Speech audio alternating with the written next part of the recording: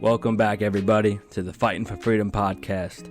I just want to say thank you to everybody for all your love and support. You guys have helped this channel grow dramatically. If you could please, at this time, drop us a like, comment, subscribe, share our podcast, turn on those bell notifications, and leave us a rating and good review. I appreciate you guys. Thank you so much.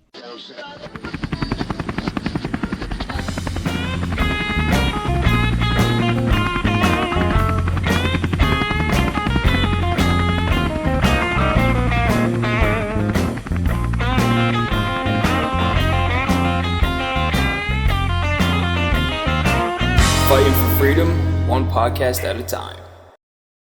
What up? Good morning, good evening, good afternoon, and welcome to another episode on the Fighting for Freedom podcast. Today we're joined by Savannah. Savannah, how you doing today? I'm great, Vinny. How are you? I'm doing well. Thank you for asking. Savannah, I gotta say, I'm liking the hat. Appreciate it. Loving the hat. Loving the bling. Appreciate it. It's not something I usually wear, but I got to step into a new role and kind of own my own life more say. So it's awesome. I got, and I'm excited to let the audience know Savannah and her story and getting into where you are today and what you do today. But yes. Savannah, let's backtrack. Who are you? Where are you from? Where did you grow up? Give me that story. All right. Well, hello, everyone. My name is Savannah Sanitoa. I come from a very small island in the South Pacific called American Samoa. I wasn't born there. I was born in LA, but my parents were the type, it was too dangerous to kind of raise us kids there. So we ended up moving home. And then I was able to go to school there, graduate high school, came out back to the States for what I called the American dream, right? Going to college, getting a great job. I started off going back to school the traditional way, did student loans, did the whole FAFSA thing. Honestly, had a little good chunky bill and couldn't afford to pay for it. Went back into the workforce, realized I wasn't cut out to work a 9-to-5 call center job. No offense to anybody who's doing that now, but it just wasn't for me. Then I had an opportunity to join the military. Originally, it was only supposed to be the reserves, which was funny, but my recruiters talked me into being active duty, which is okay. It wasn't bad. I actually really loved what I did, and I loved my time in there, the connections and the relationships that I made. So I ended up doing active duty. I was in the military for about 6 years. And then I got out because I wanted to spend more time at home, and my daughter was turning double digits, so I wanted to be home more with her. Then I obviously went back to school, used up my GI Bill, got my degree, and still was kind of lost on what I wanted to do with my life. Ended up getting what I thought was a great job at the airport, doing private aviation, which is pretty cool. Got to see some cool things. Very, very rich people dealing with military planes, all the goods. And then an opportunity presented itself for me to own my own business. And that's what I do now.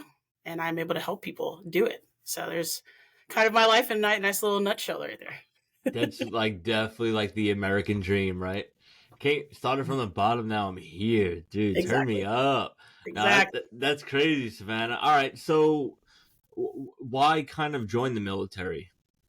What was kind of going through your head that you're like, you know what? All right, I'm about it. Actually, ever since I was younger, I've had ties to the military. My grandfather was in the Air Force.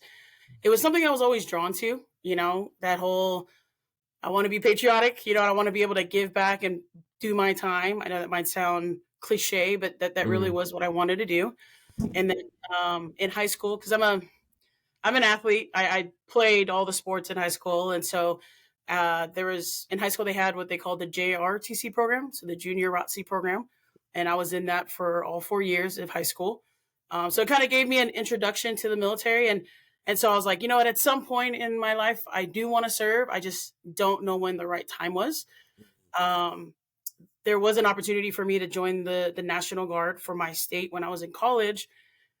But it was one of those things where I went to the recruiter for the Guard, and I'm sorry to say, but he was just like, Yeah. One, you're overweight, and two, it's gonna take you about 6 to 8 months to lose that weight healthy. So until you can do that, you got to go do something else and then come back to us when you have.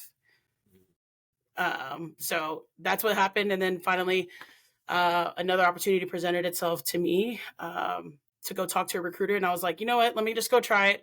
My brother, who was already active duty at the time, was like, why don't you just try it? You don't have anything else to lose. Go talk to a recruiter. That's when I finally went and talked to an active duty recruiter, and he was like, if you can lose this percentage, in a month or in 2 weeks to a month, I'll send you down to MEPS. Sure enough, that's what I did. And everything started to line up where I got sent down to MEPS, and the rest is history. Oh, that's dope. You were in the JROTC for 4 years. Does that Yes. have any impact when you go to boot camp and like you graduate boot camp? If you take JROTC seriously, it kind of helps to prepare you for what to expect in the military. Like if you've had no recollection, or if you have no idea what the military is about physically and mentally, the JROTC program kind of helps to make that connection for you as you're about to go to like boot camp, or if you want an introduction to military life. Because the JROTC program, like I said, it was only like a hint of military. The whole standing at attention, falling in, falling out, saluting, the rank structure, the basic knowledge that you need to know about the military. So like, who's your commander in chief? Like, what is another name for the Gotcha. president? What is, who's the Army chief of staff, and so on and so forth. So it's a small little introduction into a life in the military. It's obviously not a clear depiction of it, but just a small little introduction on, hey, this is what military life could look like for you if you continue on down that path. Yeah, we had a JROTC program in my high school and middle school and all that stuff as well. But I was never like in that. So like I'm kind of curious now, like just curiosity of myself. How many people who are actually in the JROTC end up joining the military? Because like my best friend was in it and he didn't even join. He just really liked planes, and like our JROTC, I don't know how it really works, but like was more focused on like Air Force, right? Like their uniforms were like Air Force looky, and I guess they discussed like more Air Force. I don't know. I don't know how that really works. Like, what was yours like that? Was yours like more Air Force, or was it more Army, or was it more Marines, or was it just overall?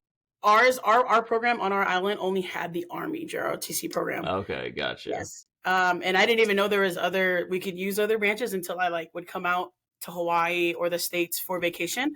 And a lot of my cousins, they would say that they had, when we would talk about school and stuff, and they would say that they would have JROTC programs there, but some of them had Air Force, some of them had Navy programs, some of them had Marine programs. And I was like, dang, I didn't know that you can have other programs. I thought it was literally just the Army. They're like, no, we do Air Force and Navy as well. So I was like, oh, that's nice. Yeah. Well, did you know that when you went to the recruiter's office, like there's more than one branch? I did. Thank God. I know. I was just more drawn to the Army, than it was for the Air Force and the Navy. I don't know how everybody else thinks, but for me, I'm like, okay, Navy is boats, Air Force is air, that type of thing. Marines is ground, Coast Guard is also, the ocean. So I'm like, nah, the Army is kind of a little mixture of everything. So I'm just gonna kind of dive myself into there. You said your brother was in the service as well. Is he in the Army? Two of my brothers were actually in the Army. Oh, okay. They're no longer in. They both got out before I did. Okay. Yeah. So. Hey, keeping it in the family. I talk to a lot of people and they're like, well, my brother was in the Marines and my sister's in the Air Force and my dad was in the Navy. So I joined the Coast Guard. I'm like, whoa, you guys are just like all over the place, Yeah. Yep. You have every branch in your house. Yeah, could you imagine? Like your last name is literally the military, so it is. It is. I give you credit on that one. I know. So what was what was boot camp like for you? Was it like a culture shock, or did you have like the mentality? Like, did your brother help like pep you or prep you? Funny thing is, one of my brothers, he got out right after AIT. Mm-hmm. He wanted to he realized that it wasn't for him. So he couldn't really give me, if, what do you call it? Knowledge on like if he liked it or not. It was just, I already knew it wasn't for him. So he got out. My other brother, he was actually in AIT when I was in basic training. So I couldn't really ask him Oh, either. Yeah, I know, damn. which was kind of funny. But for me, basic training for me, honestly, was a lot of fun. It was a culture shock, but it was also probably one of the best times in my life where it was more challenging mindset wise. Mm-hmm. Physically, yes, because I'm a big girl. My everybody for the most part knows they stereotype Samoans as being big people, and granted, that's where I come from. But what you call it, when I went there, it took a lot more for me. I'm not in an A running group. I'm not even in the B running group. I'm kind of borderline C, but I started off in the D running group. So in my mind, it was more mental, my Mm-hmm. mental capacity in talking to myself about staying there, and completing all of the challenges compared to like my physical strength, because I could do the Gotcha. push-ups, Okay. I could do the sit-ups. I'm not a great runner, but it was like one of those things where I was a pretty strong girl for that matter. Like I lift weights and things like that, but Mm-hmm. the mental part for me was a little bit more taxing, which is actually what I loved. So Yeah, I think they kind of made the army. Yeah, I think the army calls it the ACFT. They, yes, they made it a little more lenient towards people who are actually stronger now. Correct? yes, they changed the different events. They changed it after I got out, which I was pissed. But I was like, Of course, now they yeah. do deadlifts, and now they do, what do you call it? The dummy carries and stuff. And I'm like, dang it, that's crazy. Yeah, they do something like I don't know. It's like a free throw, not a free throw. That's basketball. Duh. I don't know. I think Yeah, they call it something. They just throw that. bro, I think that's what it is. Yes. Okay. Yeah. Yeah. Yes. Yeah. Damn. And they changed that as soon as you got out. But It's it makes sense though, because like you think of the army, you think of the Marines, right? And then yes, like a percentage of the other branches, they have people who are just completely yoked out of their minds. Like they're all upper body, like they can't run. Like they're not meant for running. But yes. you look at them and you're like, yeah, you're definitely in shape. You know what I mean? Yep. Like you're in 1,000-pound club. There's no reason for you to have to run a mile and a half in under 11 minutes. Like you'll be fine. You know what I mean? So Exactly. Which, I get why they did it, right? It's all about endurance. Like if you're out on a mission, you want to make sure you have the mentality, the stamina, the endurance to be able hmm to last that long. And I get it. I've always had this, thing for me, at least. I can't put my name on the word, but it's like if we were in the battlefield, right, and I had to carry somebody out, you know what I mean? I'm like, for me, I'm like, I could probably pretty much drag them or probably just throw them over my shoulder, unless they're like a 300-pound guy. Obviously they have a bunch of equipment on, I get it, but I still be able to kind of drag them. And when I'm looking around and I'm looking at like the height and weight standard, and I'm like, and it's nothing, I have a lot of friends, who are obviously a lot smaller than me. But I would always say it, it's like, if I went down, you know what I mean? And I've had my friends who are half of my weight. And I'm like, if they really were determined to get me off the battlefield, they probably would. But it's Yep. like, but at the same time, they would have to make a decision because they would be struggling because I'm a big girl. And if I'm also unconscious and I'm dead weight, I thought that's like double my weight. And so it's like, hmm so I always had this conversation with a lot of my friends who are like half my size. And I'm like, I get it, and I get why the army has this, height and weight standard. We have to look professional. We have to, hold up a standard operating procedure. It just kind of stuck with me in a sense of like, I know I have to be healthy. I know I have to make height and weight, but at the end of the day, I'm like, if I'm already healthy and I still look good, I still hold up the standard, but I still fail height and weight according to the army standards. I'm like, it kind of got disheartening at some point in times too, when I would look at my friends or my battle buddies who were like half my weight. And I'm like, man, if we go down range and if I go down, no offense, I wouldn't trust all of you to kind of, I would trust you guys to obviously have my back, but it's like, if it meant you surviving and leaving me out there, because now that I'm kind of like dead weight in a sense, it's going to be kind of hard. You know what I mean? You make that split decision of, do I have the will to kind of pull her off of the battlefield? And I hope that adrenaline is kicking in. Exactly. Yeah, they can do something. All right, so kind of a culture shock when anybody, I don't care who you are, goes to boot camp. You finally get through boot camp. You have your job selected for you. What was your job in the Army? I was a 35 mic, so I was a HUMINT Intel Collector. So, a lack of better words, I was an interrogator. Oh, holy. Okay, that's like not what I was expecting at all. Well, that makes sense, dude. That makes sense. Samoan interrogator? That's crazy. I would give you all the information in the world. I'd be like, yo, just don't bring that fucking, she's gonna kill me. Yeah. Oh, that's sick. Which is funny because all of my family members and friends who actually know me, as soon as I told them what my MOS or my job was, they would start laughing. because I'm a, I wear my heart on my sleeve. I'm like, although I'm a big girl, I love being able to just kind of give back and stuff. So I'm like one of the nicest people. And so for them, they were like, "You're a what? How are you going to get information out of people? What are you going to do? Hug them to death?" And I'm like, whatever. You gonna squeeze them or yeah? That's so funny. That's so funny. How do you come up on that job? Like that's probably not like in the top 5 of like, hey, this is what you could do in the Army. No.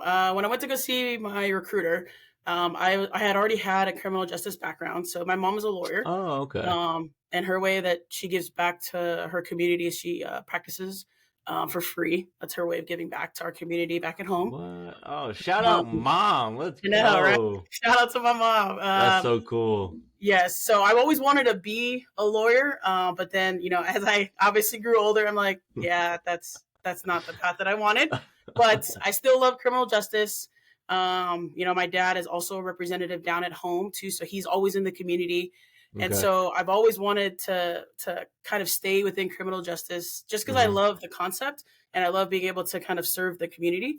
So when I went to go talk to my recruiter, he's like, all right, cool. Too easy. You want something in criminal justice? How about a MP, military police? I was like, absolutely not. And he goes, yeah, no. Okay. And so he's going down the list and he's like, all right, how about a paralegal?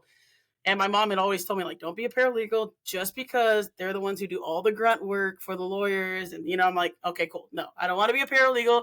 And he goes, all right, well, do you want to be a guard, like a prison guard? And I was like, no, I don't want to do that either. And he was like, well, I don't, let me look up some other things. So he ended up coming across, he's like, actually, we have this MOS. It's called a 35 mic. It's a HUMINT Intel Collector. And I was like, I don't know what that means. And he goes, well, in lack of better words, it's an interrogator. I was like, ooh, that sounds dope. Let's try it. So that's how that came about. That's so cool. And is your school like a long time? Like, do you first get there and like I feel like they interrogate you? They're like, who the hell are you? No. Let me see. My schooling was, I think it started in March, and then we graduated in August, I believe. So March, April, May, June, July, August. So about 6 months. Okay, yeah, that's kind of like average for everybody else. Yes. I will say too, I give you and every other service member out there, you can ask anybody about like their time in service, and they'll always be like, even if it was like 40 years ago, they're like, oh, I was there from March to April, and I'm like, how the hell you remember that? You know what I mean? Yeah. No matter what, it's like always ingrained. Right? Yeah, people ask me, and I like probably right now, like if you ask me, I'd probably have to think. But when I get old, you know what I mean? I'll probably be like, oh yeah, that was like, it was a breeze. I think it's so cool how like the military is so good with like remembering dates, but so bad with math. I think it's wild.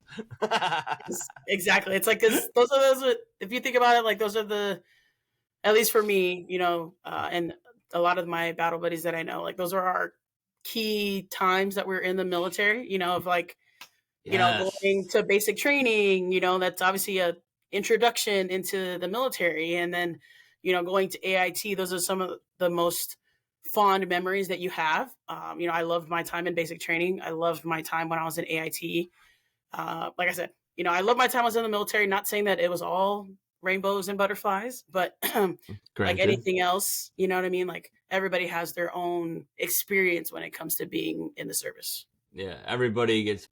I mean, you don't get pulled from your family, right? It's not like it's not a draft, but Yes. in a sense, I'm going to use that word, right? You get pulled from your family and just put on a bus, put on a plane, sent somewhere to get yelled at by grown adults. You have no idea who they are, and then they're like, "All right, you're done here, go," Yes. and you're like, "What? Where do I go?" And then they put you on another bus to put you on a plane and bring you to another place where another adult is like yelling at you, but like nicely. And Yes. I'm like, so this is the school they were talking about, you know? Yeah. Exactly. Oh, that's so cool. So when you finish there, where's your first duty station? Where do you get to go? I did go to Fort Hood. So my class was split up into two. Okay. Yeah, my graduating class, half was going to go to Korea. The other half got orders to Fort Hood. I got Fort Hood. And so, well, now I know it's called Fort Cavazos. I believe they just changed the name. And so I had a lot of people who had already been in and be like, "Oh my gosh, it's a black hole." And I'm like, well, I couldn't really complain. I was kind of actually just happy I got to stay stateside because my daughter was here, and spending a year, in Korea would kind of been even further away, kind of starting off my time as a deployment in a sense. So it was kind of cool to kind of just be here and get stationed stateside. Mm-hmm. So. And after that first enlistment, you were like, all right, you kind of started to make the transition? No. So my first enlistment was actually only 4 years. And then, so I reported to Fort Hood in August of 2010. And then we got right when we get there, usually they have that big in processing meeting, and all of the different sergeant majors come for the different units. Our sergeant major for our brigade came, and he was like, "Hey, welcome, soldiers, all this stuff. Like, glad to have you guys here. Oh, by the way, we're deploying next year." Our unit. And so we're like, okay. And so me and a couple of my other battle buddies who were there were just like, oh shoot, you know what I mean? Like, this just got real. Like, we're going straight into what do you call it? Deployment readiness. So we had to literally start the in processing and went straight into that. It wasn't no downtime. It was straight into deployment processing. And so it was, that was a culture shock there, and returning or getting stationed there and realizing that, I was going to get deployed, in less than a year, which was crazy. Yeah. Well, similar story. I wasn't like an interrogator or anything. I was just a plumber. But I checked into my command in February, right? And they were like, "We're going on deployment." And I'm like, "Cool.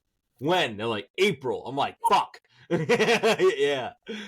So it was like I spent like a month and a half before deployment trying to like check in. And for my command where I was, it was like I had a sponsor, but like, he had like a wife and he had shit to do, and he's about to go on deployment. I'm living in the barracks. I have a manila folder. That's my only responsibility. Yep. So he was like, "All right, you good? See you later. If you need me, fuck off." And I'm like, yes. "Oh, okay." So I'm like walking around with this folder, trying to like get signatures and like check in. But everybody else is doing the same thing. Like they're all like, trying to like duck and dive and hang out with their wife and their kids before going to deployment. And I'm just like, why is nobody ever at work? Like, this is such a good job. And then like later on, I realized like, well, that's because I had to say goodbye to my Xbox, and everybody else had to say goodbye to their families. Their families, yep, kind of getting their mindset ready. You guys are deploying in less than 90 days. That's crazy. Yeah, and I was like, but my birthday's in April. They were like, "Well, happy birthday." I was like, "Okay." Yeah. When is your birthday in April? April 24th. That is crazy. Mine is the 30th. Oh shit, yo! That's kind of like my family runs on like April birthdays though. My mom's in April, my cousin's in April, my aunt's in April. A lot of April birthdays. Okay. But I've like yet to meet somebody with my birthday. So I have a few people, like a few of my buddies, like shout out Damien, shout out Namdi. They have the same birthdays as me, but other than that, it's like, dude, like 4/24. It sounds cool, but no. It does. Well, this year it's gonna be 4/24/24. 24. Yep. Yeah, I'm gonna have to go big. My wife told me, she was like, can you take off of work on the 24th to like whatever date? And I was like, yeah. We're not going on deployment though, right? And I was like, oh, okay, sick. My wife's planning something. That's so dope. Yay! That's awesome. Yeah, You deserve hopefully. it. You deserve it. Yes. Speaking of, we might even be going to Hawaii because she loves Hawaii. Hawaii this, Hawaii that. So I'll be down. I never actually been to Hawaii. Got it. Do you know exactly where she would go in Hawaii? Nope. Okay. It's a surprise for you because it's for your birthday, so it's like whatever. Yeah. Nice. It's like every service member like dreams of like being stationed in Hawaii. Just because like it's Hawaii. You know what I mean? Yeah. But I've never got lucky enough. Well, it's funny that you say that because it's like 50-50 for me. A lot of the service members that I've met, some of them have what they call like island fever. It's because they're not used to being on an island. If they just drive, they're able to drive straight like across the United States. Like there's flat land. But in Hawaii, kind of like reverting it back to, I don't know if you've ever seen Lilo and Stitch, but there's a part on Lilo and Stitch where Stitch is trying to drive to get off the island. And he drives to every corner and he's like, and then he gets like super depressed because he's like, we're on an island. There's no way off of this island. There's only so much that you could do. And so I know a lot of the service members that I've met, my battle buddies, it's kind of a give and take. They love Hawaii, but they like Hawaii, but they don't love it just because it's like once you kind of outlive the beach and kind of outlive slippers and board shorts, you know what I mean? Or sandals and board shorts, then they're kind of like, yeah, I kind of miss, home where I can just drive for hours and not be stuck by ocean. I'm like, okay, well, all right. Yeah, so, that's true. Well, the food's got to be good. There's got to be some give and take. It is. The food is actually amazing. Yeah. Well, even for someone like let's just say like someone's, born, bred, raised Hawaii, and then they join the military and they're like, I don't want to go back. Like I joined so I can go away. You know what I mean? Exactly. Like, so I get where there is some give and take and there might be some 50-50. Yeah. But yeah. Exactly. So how many enlistments did you end up doing? Did you end up doing one or two? I did two. So my original one, and then to carry on from that story earlier, sorry. While I was downrange, I loved what I did so much. And my re-enlistment window came up. And so my retention officer was like, are you feeling it? And I'm like, well, what can you give me? And they're like, well, the only thing we can give you right now is a deployment bonus. Other than that, within your MOS, there's really nothing available. And I'm like, okay, but if I miss it, like, well, if you miss it, you do have to go back home. And then you'll just kind of write out your time. And I was like, nah, I don't want to do that. I'll just do the bonus. And I was like, all right, cool. So I ended up enlisting again for another 3 when I was down there. So I did. That's why I went a total of 6. Oh, okay. So I'm curious. So like being like an interrogator in the Army, right? You have to learn a lot about people, correct? Yes, you do. So what is one thing that you've learned that you'd like to share that can help you understand maybe people in your everyday life? Listen to them. Listen to them? Yes, because when you're talking to somebody, like the whole point is for you to get them to talk, right? Mm-hmm. And I mean, this percentage rate might be off, but it's like I like to say anywhere between 70 to 80% of people love to talk or hear themselves talk, or you know what I mean. They just love to kind of blurt out stuff. So if you're listening to them and actually listening to them, you'll catch clues or leads. And so what we used to call them, like you'll catch things on them that you would have never thought if you weren't actually listening. So that later down the line, when we start to talk, it was like, all right, well, so it's like, all right, Vinny, we talked about this. And then like I say something back to you and you're like, how did you remember that or something? It's just because of some of the little tidbits that people don't think are important are things that kind of stick to me. And so when I'm listening to people, I'm like, all right, cool. This is kind of what makes Vinny tick, or this is what, Vinny loves to talk about. You know what I mean? So you kind of roll with that. No, not in a bad way. You're good. Not in a bad way. But that's why I say when you listen to people, and sometimes it's hard to sit still and just kind of listen to somebody, especially if you don't really like them, obviously, or if, the conversation is kind of a drag, but that also tells you about that person, right? Is that if they're constantly going on about the same thing, and it's because one, it's like nobody likes to listen to them, right? Or if people who do, they kind of cut them off and then they can't talk anymore. But so it's just being able to listen to people, and depending on what type of job or position or where you're at in life, you know what I mean? When it comes to terms of connecting with people, if you actually listen to them, they'll actually be able to tell you and show you, the kind of person they are. Yeah, So it's like how you can tell like when someone's lying when they just keep rambling on and on. I'm like, dude, all I asked was like, did you borrow my CD? Like, I didn't. You know what I mean? Like, you don't gotta give me a whole spiel because now I know you took this. Yeah. now I know that you're just kind of fluffing it up, and Yeah. so less is more. Less Yeah. is more. So it'd be like, yeah, Vinny, I took your CD. I'm like, all right, cool. That's all I needed. I didn't need to know that you went joyriding and that you took it, Yeah. took it to your mom's house, left it there, brought it back, and you don't need all that stuff. Well, I'm glad somebody actually took advantage of the bonuses to re-enlisting, like the re-enlistment bonuses. I've been seeing a lot of pictures. The military has been doing everything they can to try to keep retention good and morale high, and no other way to do that than put a big check with a nice number in front of me. You know what I mean? So Exactly. I'm glad you definitely took advantage of that. And you get to like do 3 more years. Where'd you end up going for those 3 years? So I did come back with my unit back to Fort Hood. I was there for Okay, about perfect. 2 years, and then I was ready because my get out of the military date was April of 2016. It's always But April. sorry, I know, right? Still It's dates, always April. Yeah. right?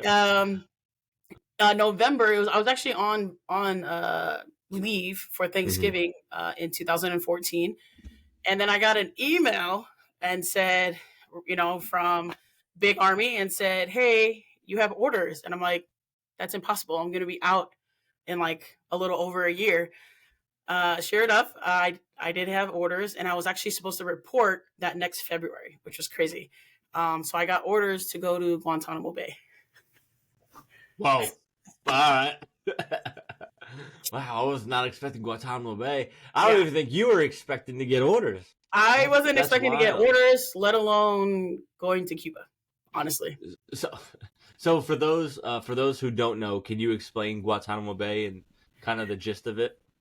Yes, so Guantanamo Bay was like or kind of is, I haven't really kept updated on it, but it was a place where right after 9/11 happened, it was a place where the U.S. and everywhere around the world sent all of these detainees who they thought or were part of any and all attacks, not even just with 9/11, but after the 2001 war started.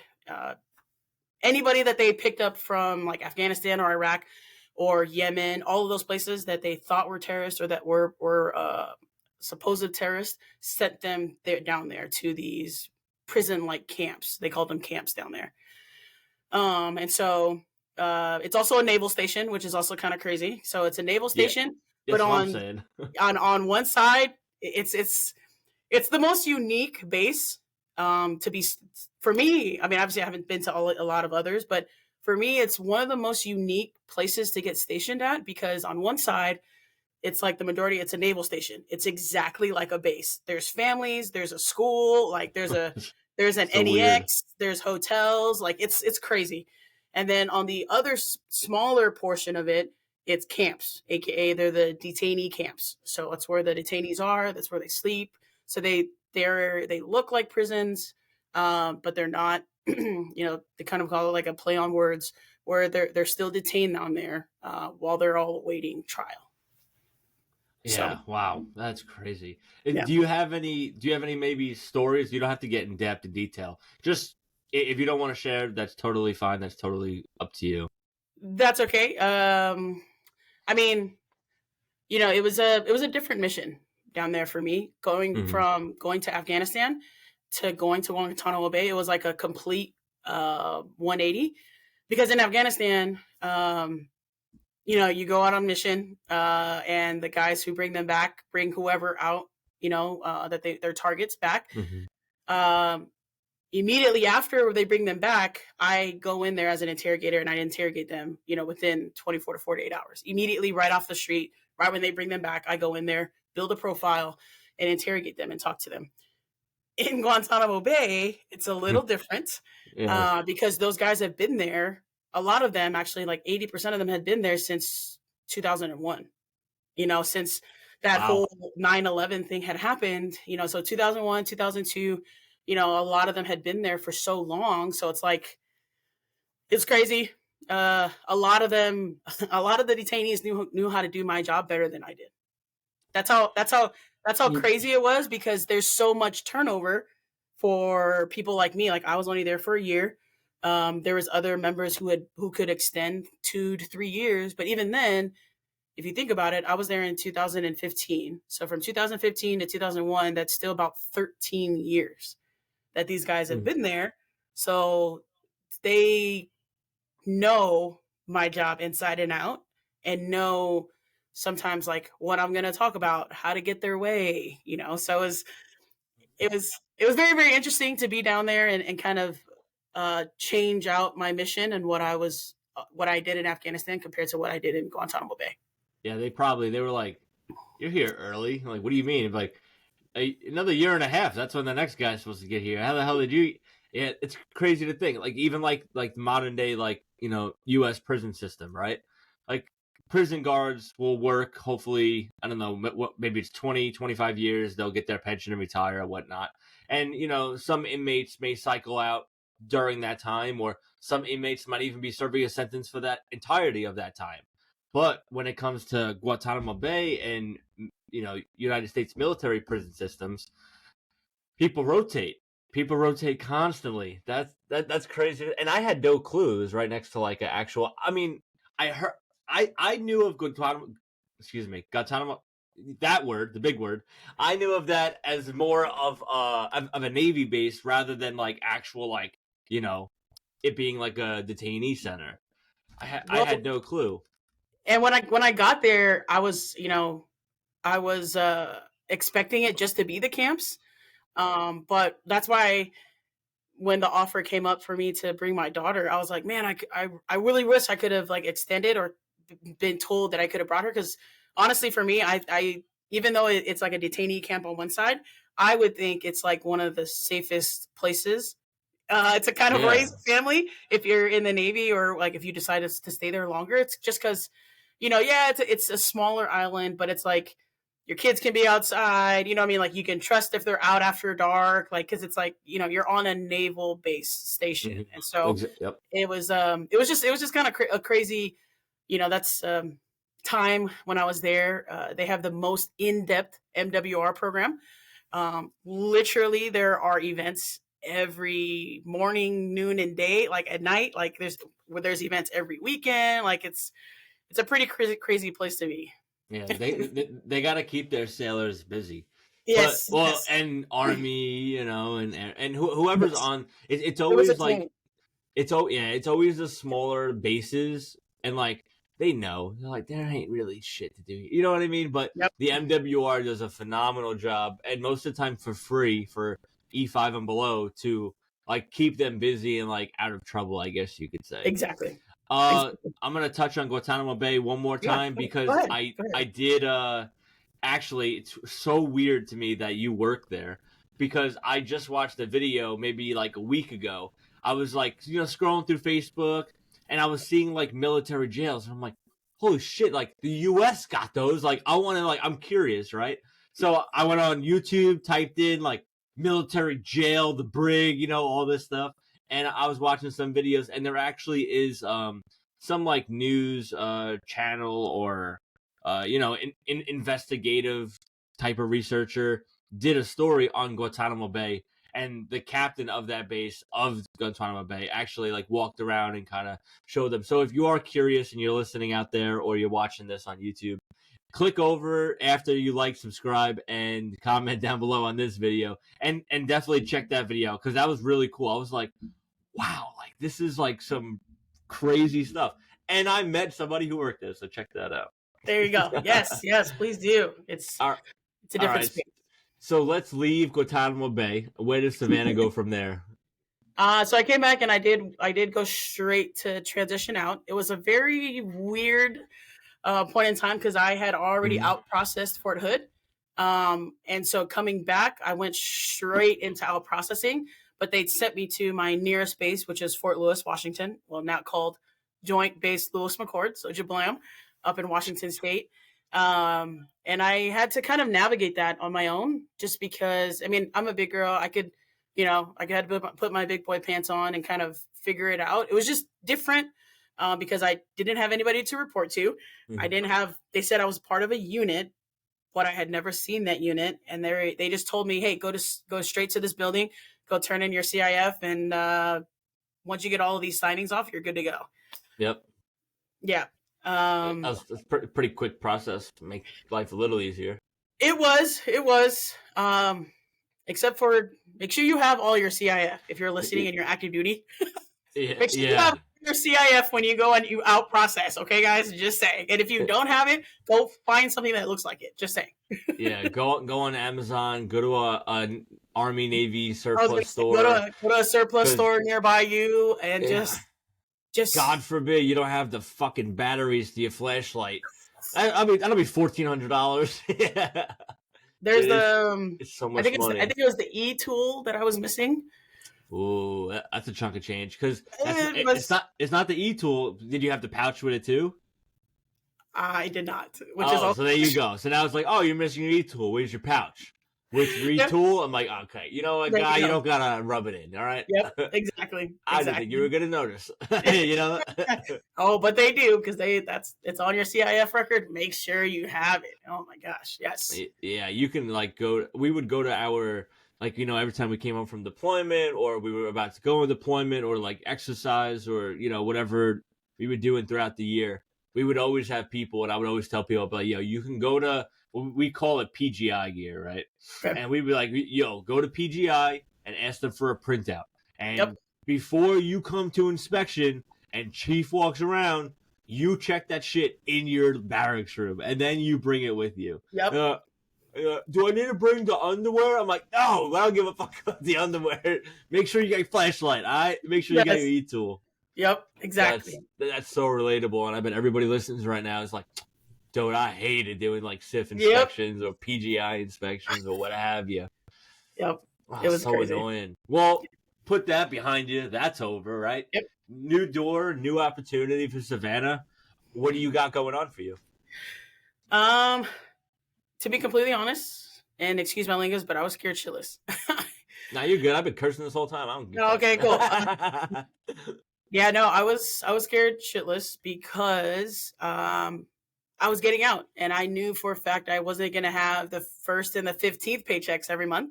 Yep. I knew that I wasn't going to have full on TRICARE, which you know, I get a freaking paper cut and I can go to sick call. You know what I mean? Like I didn't have that anymore.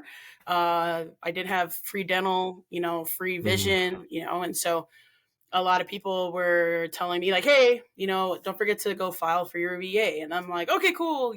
That'll take care of me and I'll figure it out. And so from there, I was like, all right, well, the best bet for me right now to still get money in and still be able to take care of my family and kind of pay the bills that I was already paying was to use my GI Bill.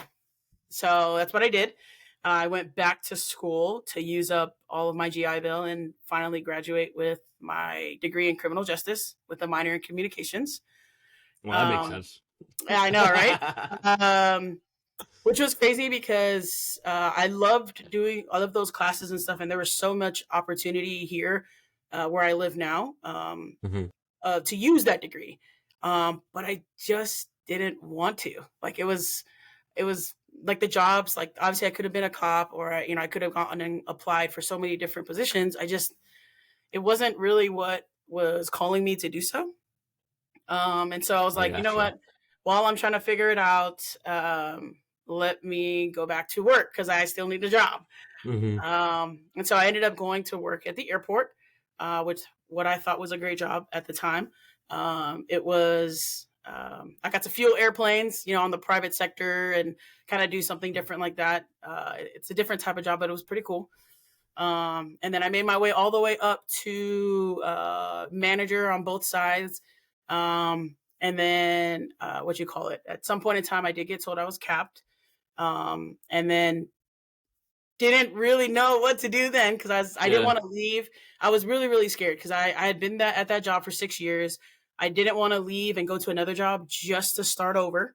And I get it. You got to work hard, all the sayings that we tell ourselves, like, hey, you got to work hard from the bottom and you can always work your way back up. And I'm like, but that's the thing. Like, I don't want to, because I already did that. I already worked my ass off, to get where I am now. But am I really showing or doing or getting the accolades of what I'm worth? And so an opportunity presented itself to me where I could literally own my own business and still do what I love the most, which is to help people. I've always wanted to be a teacher, but I was kind of over school at that time, and I didn't want to go back to school for like another year or two just to kind of get my degree. I knew that I was good at being able to relate and connect and, teach kids or educate, not even just kids, but anybody. So I wanted, and I got that opportunity in my position now, where I own my business and I'm able to educate people on what I do and help them. And it's stuff that is real life situations that I'm able to help them with now, which is what I love. So that's so dope. We should throw that into the mix because I know people are probably thinking it. Savannah went from the Army to the Air Force. And it was like, nah, I still hate it. You know, and I was like, I don't know. Yeah, she's like, yeah, well, I was in the Army and then I worked on planes. Oh, you in the Air Force? Nah. Nope. I just field planes. That was it. Hey, I honestly do appreciate you so far on this episode. I just want to give you a quick shout out. Communications have been phenomenal. Makes sense because you're like a Army interrogator, and also helping people. Like I didn't say it at the beginning of the episode, but thank you so much for coming over here. This has been so dope so far. But now let's get into the nitty gritty. I am so curious, Savannah. What are you exactly doing today? What do you mean you have your own business? You're your own boss. You're helping people. So I'm a financial professional. Okay. I did get my license to help people. We always like to say in our industry, we have a license to print money. But I wish. I know, right? But it's mainly how I help people. And when I say financial professional, it means because I'm not an advisor.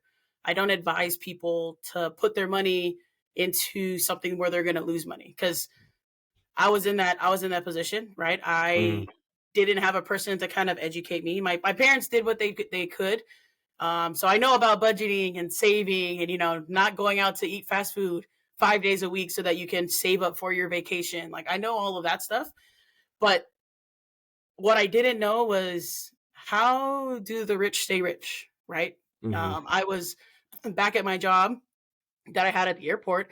I was working more than 40 hours. I was putting in the work. I was saving up. I was, climbing up the ladder, getting raises left and right, but I was still living paycheck to paycheck. And I couldn't understand why. I was like, I was paying off my debt. I had, what do you call it? I was working on my credit. I was, doing what I thought was what I needed to do, which was save money. That's all you do, right? Is save money. Yeah. What else do I do? Yeah. No, exactly. Totally. But then when I got educated on the different ways that I could save money and let alone invest my money into, I was actually blown away because I was like, how come people don't know this stuff? Like, how come people don't tell you? Like, how do you not tell them, right? How do you not tell people about this information? And, I know that out there, there are a lot of people who talk about finances. So, and most of the time it's, hey, come join my business because you got to do it this way, right? And I am against that, mainly because I would prefer you to have all of your options. And then you can pick from there so that all of the information out there. But if there's a section of the financial industry that you don't know about and nobody is presenting that to you, then all you're going to pick is this side. Cool. So what I talk about is in terms of educating on your retirement that you have now, right? And what type of retirement it is, and allowing people to think about it long term. But also, if you have families, thinking about your family. How can you create a legacy for yourself, right? Okay. Yeah. How can you create a legacy for yourself, especially if you have kids or if you're married, right? You want to be able to create that financial legacy for your family. I think it's very few and far between where I had some clients be like, "What? I want them to struggle the same way I struggled." And I'm like, "What?" I'm like, Yeah. "Why?" Like, you literally worked for like a wood product company for like over 20 years, and you still want your kids to struggle the way that you struggled. And now that you finally know that information, wouldn't you want to be able to change your trajectory of your legacy? Yeah, So just make them take the garbage out or something. Yeah, yeah, exactly. I was like, like you there's don't other have to. ways. Yeah, don't suffer. Like money, everyone wants to print money, and there's definitely ways to do it. Yes. So now, if someone like approaches you and they're like, "Help, I'm broke." Like, what would be like step one for somebody coming to you? Why do you say you're broke? I don't. I make the bare minimum, and I'm capped at my job. Okay. So then I would sit down with them and literally do what we call a financial needs analysis. So basically, it's like a roadmap of your finances right now, is what you're doing. So we would Gotcha. go over it and literally kind of see, because it puts it on paper. It's one thing for you to know. Like for me, I'm like, I know where all my money goes and where my bills are in my head, but Hmm. it's I don't know what it is. It's like a psychology thing, right? If you see it down in front of you, you're like, shit, I spend like $400 on fast food. Lovely. You know what I mean? Like it's like one of Yeah. those, and it's like, dang. I had this with a couple of my clients. They're like, dang, I have like every subscription known to man. I have like YouTube Plus. I have Oh, Apple. yeah. Yep, I have what do you call it? Apple TV. I have Disney. I have Netflix. I have Hulu. I have Paramount. You know what I mean? Like they have all of them. It adds And at up. the time when you sign up for it, that little measly $6.99 doesn't seem like much. But when you put that all together, it's like, dang, Yes. it's like 60 Yes. bucks worth of subscriptions, and I don't even watch Disney Plus. Like, you know what I mean? It's Or it really does get you with you sign up at $6.99 a month, and next thing you know, it's $14.99 a month, and you have no clue because you're like, you see the email, you're like, I don't give a shit. You know what I mean? And now exactly. you're paying $14.99, $12.99 a month times six. That catches up. That's basically the same amount as you paying for cable. Yep. It was supposed to be like the better alternative to cable. Like no one has cable anymore. It's kind of like landlines in your house. No one has landlines. They're kind of Exactly. obsolete. So is cable, but you end up paying the same amount. So definitely, Exactly. I just smacked my microphone. But yeah, definitely pay attention to what you're spending. I am not a financial specialist, nowhere near where you are, but I will say, keep track of your money.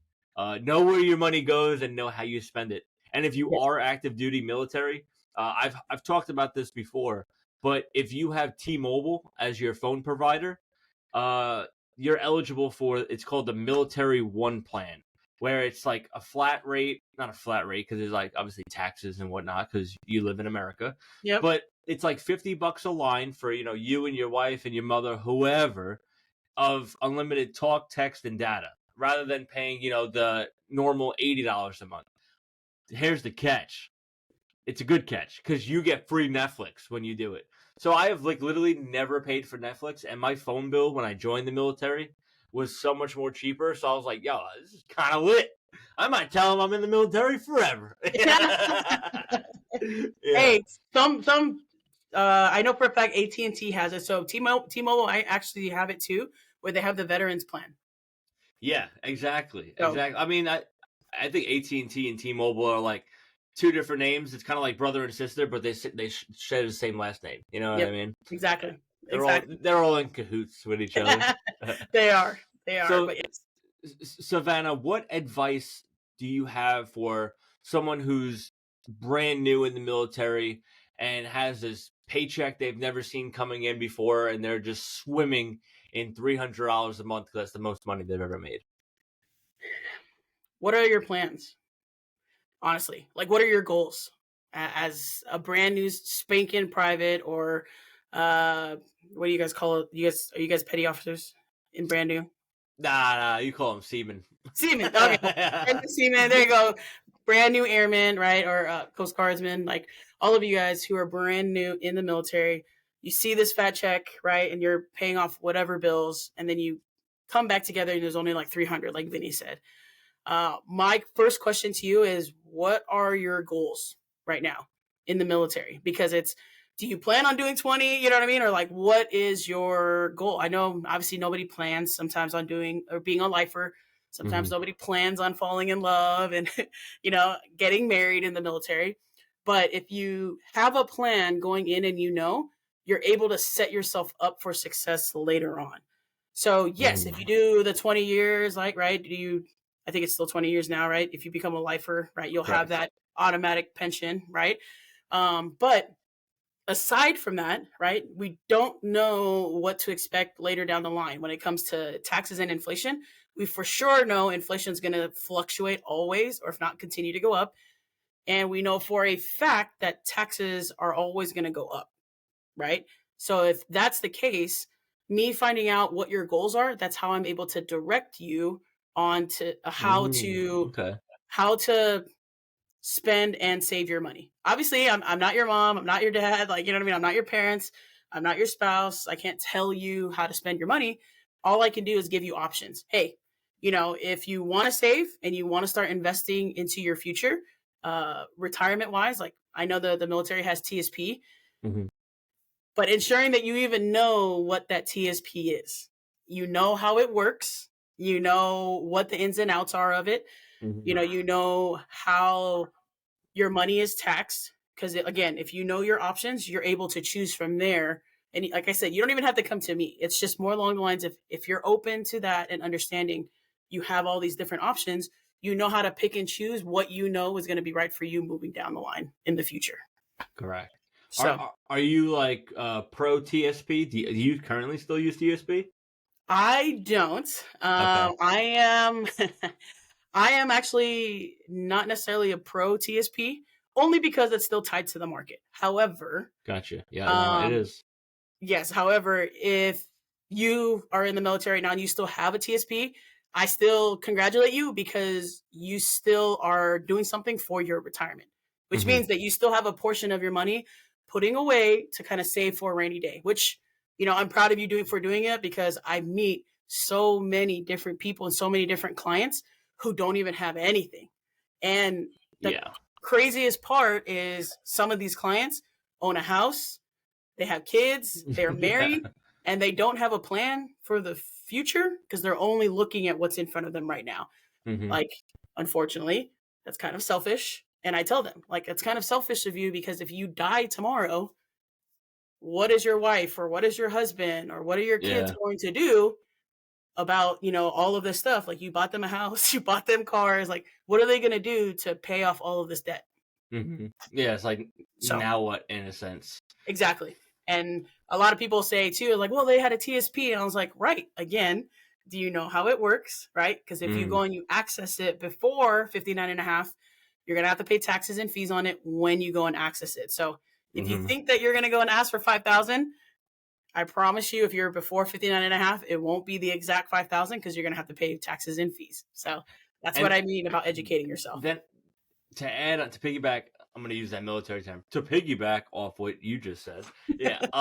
Also, you're not going to be able to take out anything if you don't change your money from the G fund. That's like the G fund. And I harp on this because I'm like, I am very keened in on finances. I love money. I love watching it grow.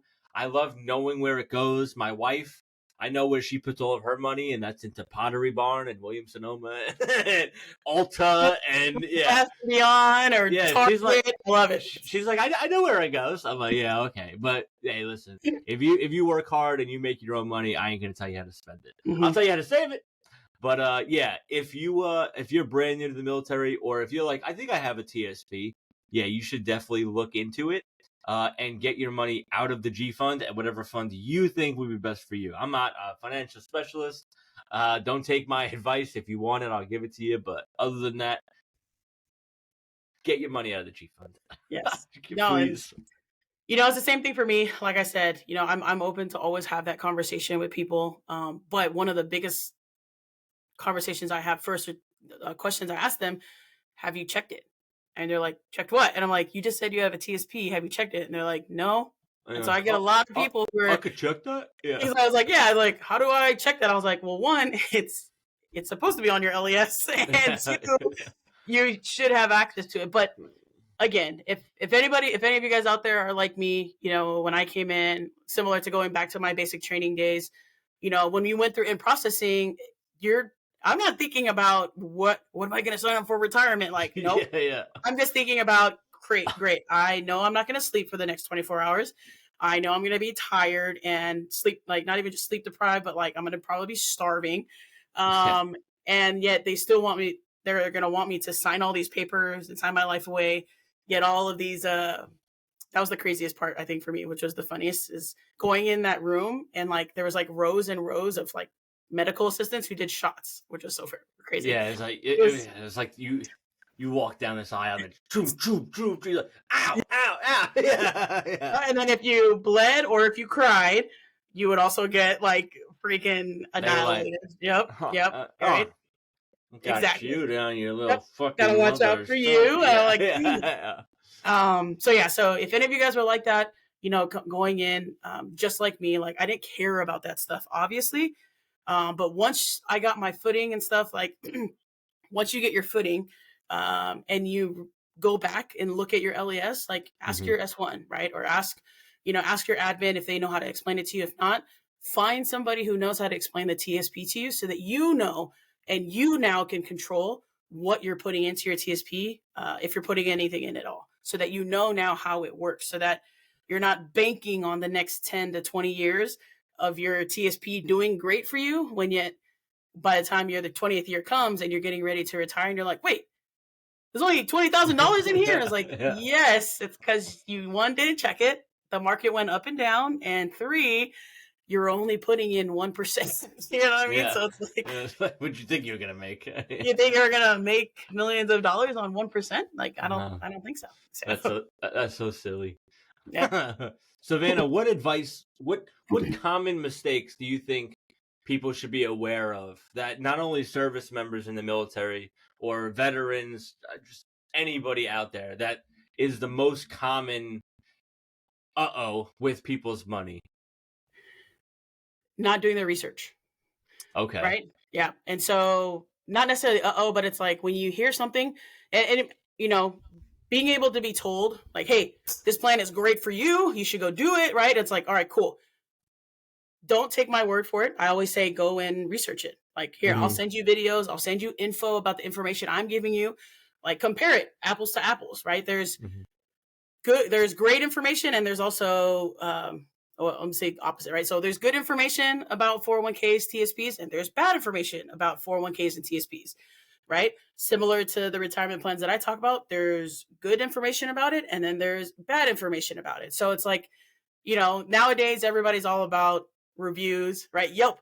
Hey, can you do me a Yelp review? You know what I mean? Like if there's a restaurant that's like a 4.5, obviously a lot more people are going to go there compared to if a restaurant is only rated like 2.0. It's like, and you kind of go through the reviews and you kind of see like, okay, well, this server kind of sucked or their food kind of sucked. Like, so the reviews are always going to get you. But at the same time, it also just depends on the situation. Hey, maybe that server that night was having a bad day, or you know what I mean? Like they were the only server for the night for 100 people. And then the very next day, that server was probably accoladed and they were like the best server ever. So it's like, do your work, like do your due diligence by going to research this information. Don't take it at face value. Don't take what I say at face value, as much as I would like you to. Don't. Go do your research, right? And then literally back it up with what you want to do, but make sure that you do something. Don't just hoard your money, leave that $100 under, start piling up cash under your bed, because the ultimate goal for terms of retirement and saving your money is to make money while you sleep, right? And that's well said. I wish. That's the concept that I didn't even learn. I didn't learn it all until I joined this business. It was Mm-hmm. the whole goal for you is to make money while you sleep, because yeah, I can go to my job. If I still had go to my job, if I work 40 hours, I'm going to get paid for 40 hours. If Yep. I have no more PTO, or if I have no more sick leave, if I take time off or call in sick, I don't make that 8 hours that I didn't work that day. Mm-hmm. Right. No, totally. So, but if you have your money making money while you sleep, then hey, I can go travel the world. I can go, I can go to all the weddings, or I can go to all the business trips, or I can come visit Vinny. You know what I mean? Like, I could do all of this, and yet I still have a leg to stand on, because my money is making money while I sleep or while I travel, in a sense. So making money while you sleep is a great concept to remember where you want to be able to put your money. Definitely. Thank you so much for that, Savannah. Yes. Now, if someone wants to, contact you and inquire about maybe seeking, your advice, and working with you potentially, being one of your clients, how would they go about doing that? So I'm going to give my information to Vinny, but I also, you can email me, or you can text or call me. And then I do free consultations, right? Because I want to know what you're looking for first, right? If I know exactly, literally, it's not a one size fits all, guys. Vinny's needs are going to be different from mine, are going to be different from my brother's. Like, every single person is different. So it's not a one size fits all. What might work for you might not work for somebody else. So, I'll put my contact information, in this, in this podcast, and so you can reach out to me. I'd love to hear from you, even if it's just to kind of take a second look, kind of be like, hey, what is this that you're doing? And kind of just come see it, the different concepts that I help teach and educate on. By all means, I would love to sit down with you guys, come on through and go ahead and contact me. Yeah, definitely. There's those little 3 dots or that drop down button. I'm going to give you 3 seconds right now to hit it. Take a screenshot. And we're back. And we're back. Yeah, no, definitely. All of your stuff will be we'll plug all of your information and how people can contact you, and all of your socials. That is, without said, 100% going to be included, right? So this, being me in this podcast, is all about, one, making relationships. Yes. Of with veterans and people who are active, or people who are really, really good at what they do to help the military, right? Yes. And then also help me transition when I get out of the Army. You got me saying Army. Help me transition when I get out of the Navy. You know what I mean? Well, go Navy, beat Army. If you want to go out of that. Yeah, I got it. But yeah, it's like I had no clue what I was doing, and I had this idea, and I was like, well, let me not be greedy and selfish. Let me take this knowledge and, one, communicate with people and kind of join a bigger community, and then pass all this knowledge on. And honestly, it's been so fun. It's been so fun, man. Well, can I ask you a question, Vinny? Yeah, no, I'm joking. For anybody who's new on here, right? I love being able to collaborate and connect with other veterans, but why did you choose, one, opening up your own podcast, and then two, why did you focus more on veterans? I mean, obviously you could have done anything, or, but you are focusing on service members and veterans. So I'm very curious on anybody who's new on here who doesn't know who Vinny is. Why did you start it? Yeah, no, you're good. I'm more than happy to answer this question. And every time I do answer the question, it might change a little here and there from verbiage or whatnot. Hey. But honestly, my going back to square one, my wife really wanted to do a podcast, and I was like, oh, that sounds cool. And I had zero intention. My military career was about to come to an end, not by my choice. I was just not doing well. I was not happy. I was miserable. I was like, how could something so miserable happen to a normal guy like me? I follow every rule, I shave my face, I don't do anything wrong. And next thing I know, I found myself in a bad spot. My mental health was everywhere. I was finally hitting that sailor rock bottom, and if you haven't hit it, prepare yourself, because you might. And if you don't, God bless you. You know what I mean? But everyone's going to hit that rock bottom while they're in the service. And like I said, if you don't, good on you. But when I hit mine, I was like, I need an outlet. I need an outlet, and I need resources, right? Because at this point, I'm not going to reenlist. I am getting out. My head hurts. Like, I have a headache every day. I'm just not happy. So let me do something for my mental health, for my clarity, right? So I was like, let me start talking to people, let me, go out more. Let me find like what I can do outside of this uniform on my own time. Started this podcast, started talking to people, and I was like, I have something going here. Someone said it to me. They were like, yo, you're active duty. You know that, right? I'm like, yeah. And they're like, not many people are active duty doing a podcast. Yes. And I'm like, yeah, that's I never really thought of that, And he was like, dude, what you're doing, you may have one follower, and it's me, and maybe your mom and your dad and you, but just keep going at it and don't give up. And I was like, all right, man, I got you. And he was a veteran. And to answer your second part, why I kind of keen in on veterans, because you have the experience. You were in the military. You did transition. You did struggle. You did look for a job. You did go to college. People who are still active, I'm getting paid right now. Yep. You know what I mean? I get paid when I go to sleep. But there comes that time where you don't get paid on the 1st and the 15th. Mm-hmm. No one tells you where to go to bed. No one tells you where to be. No one tells you when to eat, where to eat, how to dress.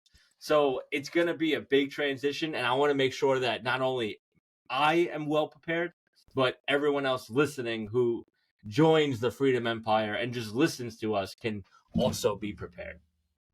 Yeah, that is awesome. Thank you so much for sharing that. Of course. I went on a little rant. My mouth got all watery, but I don't give a shit. I'm about it, man. Let's go. Let's go. For me, honestly, it's very, very inspiring because yes, it's very rare. Like whoever said that to you, you only hear people who had talked about their experience, but you'll never hear about somebody who's still active duty. Obviously, you're getting ready to transition, soon. But it's like you're literally providing hope for those who are getting ready to transition or who are in that valley. Like in the military, we get so focused on like, don't ask for help. Like, you know what I mean? Like not in a bad way, but it's like, you gotta be 100%. Strong. Like, don't go to sick call. Like, don't complain about something. Like, we get so in that mode of like, don't ask for help. Like, you know what I mean? Like, you got to be strong. You got to be the soldier. You got to be the, the seaman. You got to do that stuff so that you're not seen as being weak, is so we call it. But it's like, it's so far from it. So, thank you. Thank you for, having the inspiration and, whether it's because you hit rock bottom, like that people need to hear that, but thank you gotta be real. Starting this and continuing to keep it on, and being able to inspire others like me and other veterans and active duty members who may be in search of, maybe having these questions and second thoughts about what to do, and being able to kind of come to this podcast and see that there's an outlet to kind of reach out to. And by the way, guys, he's so down to earth, Vinny. He'll literally message you back. So make sure that you're like super, super quick. So make sure that we're, sharing this with all of our service members. There's so many. I know they always say we're the 1%ers. But there's a shit ton of 1%ers, guys. Like we're all over the place. You know what I'm saying? That's why I said the military is so bad with math, dude. I don't get it. Yeah, I know, exactly. And it's like we're all out there. You don't have to be too manly man or too womanly to not kind of tune in or, kind of reach out or ask for help, or just, like I said, just kind of connect and kind of just talk about, your transition, because somebody else will be out there who will be going through the same thing, and it'll be inspiring to them. Oh, Savannah, this has been a phenomenal episode. I want to say from the bottom of my heart, thank you so much. I know you did ask a question, but I always like to leave off with, do you have any last questions for me? No. No? What is I'll give you a fun. What is your word of the day? Word of the day? All right. Yeah. I don't have a word of the day, but I will give you my favorite word. Okay. It's petrichor. What? Petrichor is the smell of rain. You know Wow. when you walk outside and you're like, it's gonna rain. That's petrichor. Wow, I did not know that. I'm Yeah. gonna add that to my vocabulary. that is my like all-time favorite word. And people are like, why do you like? I'm like, dude, I love when it rains. You know what I mean? Like my dream is to make money while I sleep and have a beautiful house with like that big porch and like a little like screen and just sit there in my rocking chair and just in thunderstorms and just watch it happen. Like that is my dream. Wake up every morning, take my gun, shoot a tree, and shoot it every day until it falls, and then just find another tree. That'll be my retirement. That is awesome. That is awesome. Savannah, do you have anything you want to add to your episode before I let you go? No, I just wanted to say thank you, for giving me a platform to share my story and be able to kind of go into depth.